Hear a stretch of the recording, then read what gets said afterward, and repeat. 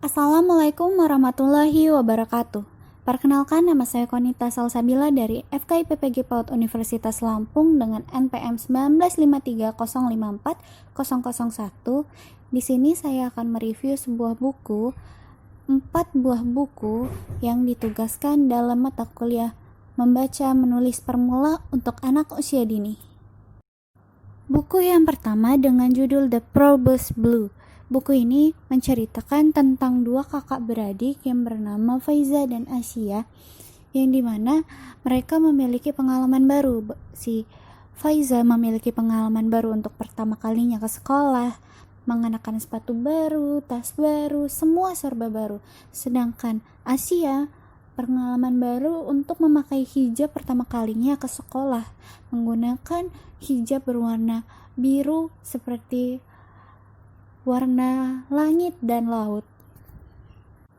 Namun, untuk pertama kalinya ia berangkat ke sekolah, ia banyak sekali mendengar bisikan-bisikan dari orang-orang bahwa hijab itu tidak indah dan sebagainya.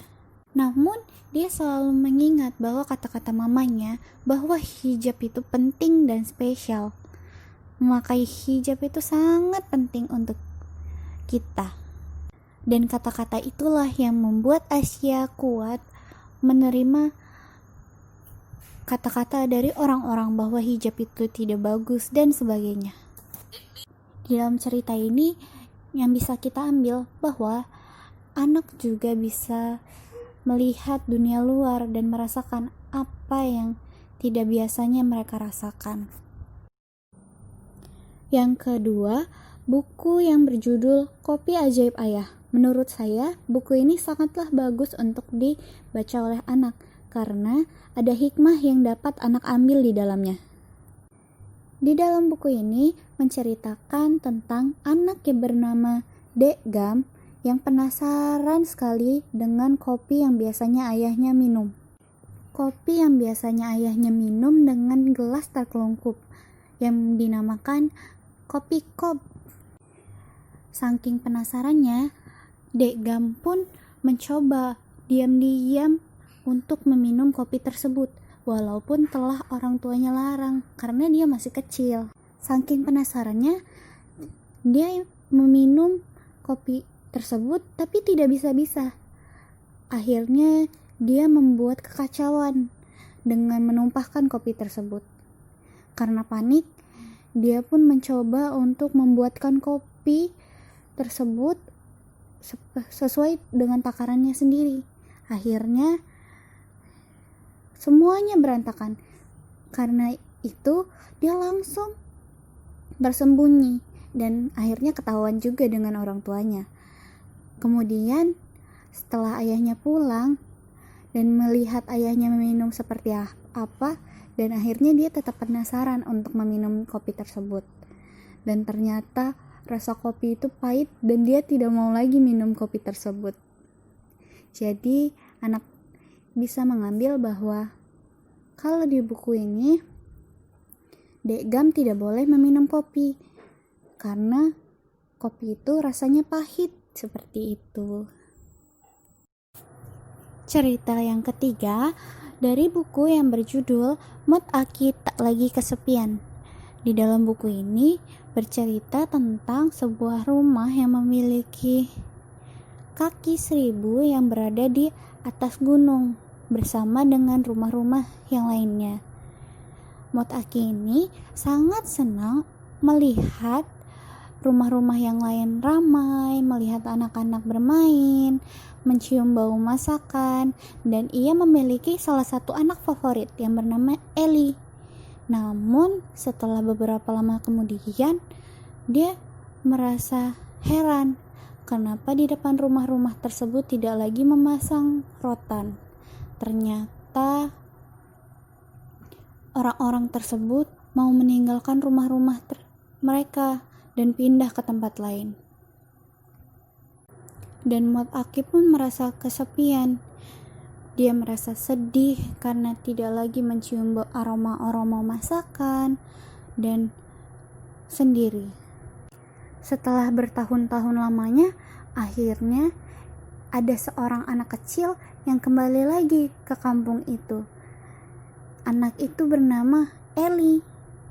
Dan Eli banyak membawa anak-anak untuk bermain di rumah Mot Aki, dan itu membuat Mot Aki merasa sangat gembira dan tidak lagi kesepian.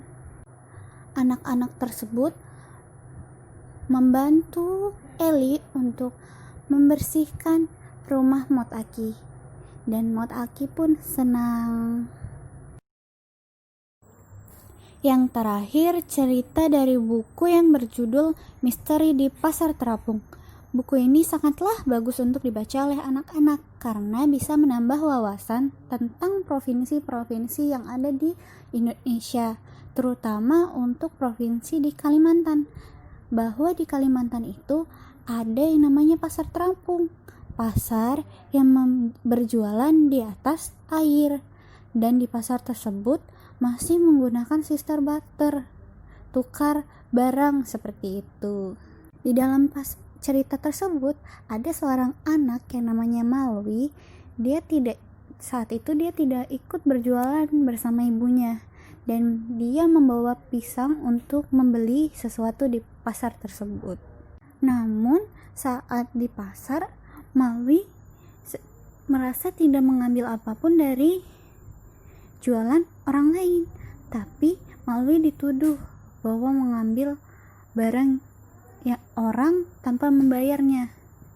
Karena dia merasa dia tidak mengambil, dia penasaran siapa yang mengambil barang-barang orang-orang yang ada di sana. Setelah ia lihat, ternyata ada orang hutan yang mengambil barang-barang buah-buah tersebut. Dan ternyata ada seseorang yang mengambil orang hutan karena orang hutan tersebut terluka. Namun ia bingung untuk dibawa kemana orang hutan tersebut.